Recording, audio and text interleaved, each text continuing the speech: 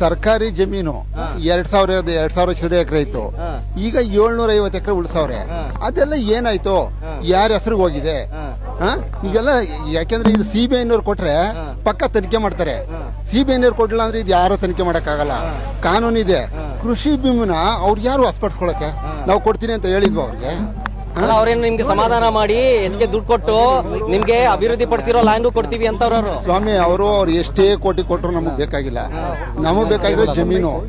ಅವರು ರಾಜಕೀಯದವ್ರು ಮಾಡ್ಕೊಳ್ಳಿ, ನಮ್ಗ್ ಜಮೀನು ಉಳಿಸ್ಕೊಡ್ಲಿ ಸಾಕು ನಮ್ಗೆ ಅಷ್ಟೇ. ನಮ್ ಕೃಷಿ ಭೂಮಿ ಫಲವತ್ತಾದ ಭೂಮಿ, ತೆಂಗು, ರೇಷ್ಮೆ, ಈ ಕಡೆ ಬಾಳೆ ನೋಡಿ ನಿಮ್ ಕಣ್ಣು ಮುಂದೆನೆ ಕಾಣಿಸ್ತಾ ಸುತ್ತ ಹೆಂಗಿದೆ. ಮಲೆನಾಡು ಏನು ಮಾಡಕ್ಕಾಗಲ್ಲ, ಆ ತರ ಇದೆ. ಅವರು ಪಾಲಿಟಿಕ್ಸ್ ಅಲ್ಲಿ ಇರಿ ಸ್ವಾಮಿ. ಅವರು ಅಭಿವೃದ್ಧಿ ಮಾಡಿ ನಮ್ಗೇನು ಮಾಡ್ಬೇಕಾಗಿಲ್ಲ. ಈಗ ಬೆಂಗಳೂರಲ್ಲಿ ಎಷ್ಟು ಕಾಲುವೆಗಳಿದೆ. ಒಂದಿನ ಮಳೆ ಬಂದ್ರೆ ಗಾಡಿ ಎಲ್ಲ ತುಂಬ್ಕೊತದೆ. ಅವ್ರ ಯೋಗ್ಯತೆಗೆ ಅದನ್ನ ಮಾಡಕ್ ಹೇಳಿ. ಆ ರಾಜಕಾಲುವೆಗಳು ಎಷ್ಟವೆ. ಆಮೇಲೆ ಶಿವರಾಮ್ ಕಾರಂತ್ ಲೇಔಟ್, ಆ ಎಲ್ಲ ಲೇಔಟ್ಗಳು ಎಷ್ಟು ಬಿದ್ದಿದೆ. ಇನ್ನು ಸುಮಾರು ಎಷ್ಟು ಹೆಚ್ಚು ಕಡಿಮೆ 2,000 ಎಕರೆ ಮೇಲೆ ಇದೆ.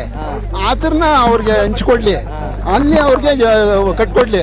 ಆಮೇಲೆ ಇನ್ನೊಂದು ಮುಖ್ಯವಾಗಿ ನಾನು ಕೇಳ್ಕೊಳ್ಳೋದೇನಂದ್ರೆ, ಫಸ್ಟ್ ಫ್ಲೋರ್ ಅಲ್ಲಿ ಇಡೀ ಬೆಂಗಳೂರು ಬೇಸ್ಮೆಂಟ್ ಅಲ್ಲಿ ಎಲ್ಲ ಕಾರ್ ನಿಲ್ಸ್ಕೊಳಕ್ಕೆ, ಗಾಡಿಗಳನ್ನ ನಿಲ್ಸ್ಕೊಳಕ್ಕೆ ಮಾಡ್ಲಿ. ಅದನ್ನು ಬಿಟ್ಬಿಟ್ಟು ಇದ್ಯಾವ್ದೋ ಈ ಕೃಷಿ ಭೂಮಿಗೆ ಬಂದವ್ರೆ. ಅವ್ರಿಗೆ ಮಾನ ಮರ್ಯಾದೆ ಇಲ್ಲ ಅವ್ರಿಗೆ.